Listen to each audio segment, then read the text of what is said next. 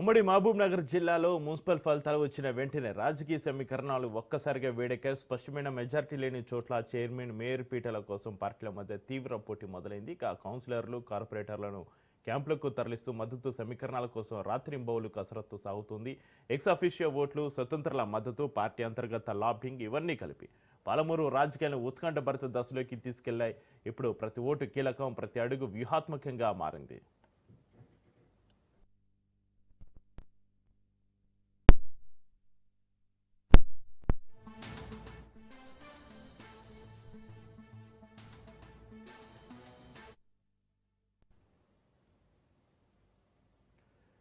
మహబూబ్ నగర్ కార్పొరేషన్లో మొత్తం 60 డివిజన్లు ఉండగా కాంగ్రెస్ 29 స్థానాలు గెలుచుకుంది. స్పష్టమైన మెజారిటీకి కనీసం 31 మంది అవసరం. అంటే మేయర్ పీఠం దక్కించుకోవాలంటే మరో 2 మద్దతు తప్పనిసరి.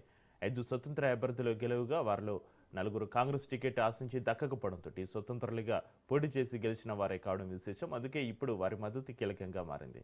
ఈ నేపథ్యంలో కాంగ్రెస్ వర్గాలు ఇప్పటికే స్వతంత్రులను క్యాంపులకు తరలించినట్టుగా సమాచారం. మరోవైపు ప్రతిపక్ష పార్టీలు తమ వ్యూహాలను అమలు చేస్తున్నాయి.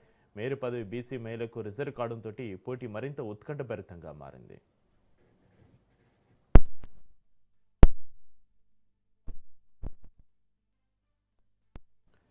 నారాయణపేటలో అత్తకోడల ఓటు హాట్ టాపిక్గా మారింది. నారాయణపేట మున్సిపాలిటీలో మొత్తం 24 వార్డులు, అందులో 11 స్థానాలు బీజేపీ గెలుచుకుంది.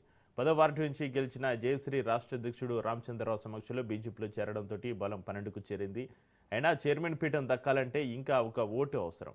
ఇక్కడ ఎక్స్ అఫీషియో సభ్యురాలిగా Mahabubnagar MP DK Aruna vote వేనుండడం బీజేపీకి బలం చేకూర్చే అంశం. మరోవైపు కాంగ్రెస్ 7 స్థానాలు గెలుచుకొని ఇతర పార్టీల మద్దతు కోసం పావులు కదుపుతుంది.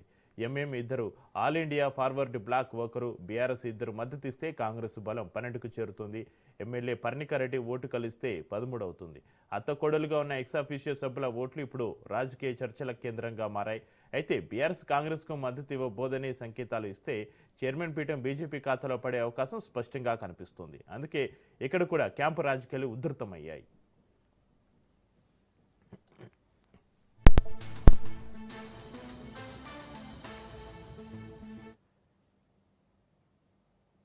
ఇక మొత్తంగా ఉమ్మడి మహబూబ్ నగర్ జిల్లాలో చైర్మన్, మేయర్ ఎన్నికలు ఇప్పుడు కేవలం ఓటింగ్ ప్రక్రియ కాదు, వ్యూహాల యుద్ధంగా మారాయి. స్వతంత్రుల మద్దతు, ఎక్స్ అఫీషియో ఓట్లు, చివరి నిమిషం చర్చలు, ప్రతి అంశం ఫలితాన్ని మార్చగల శక్తిగా మారింది.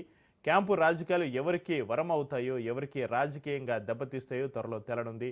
పాలమూరులో రాజకీయ వేడి ఇంకా తగ్గే సూచనలు కనిపించడం లేదు.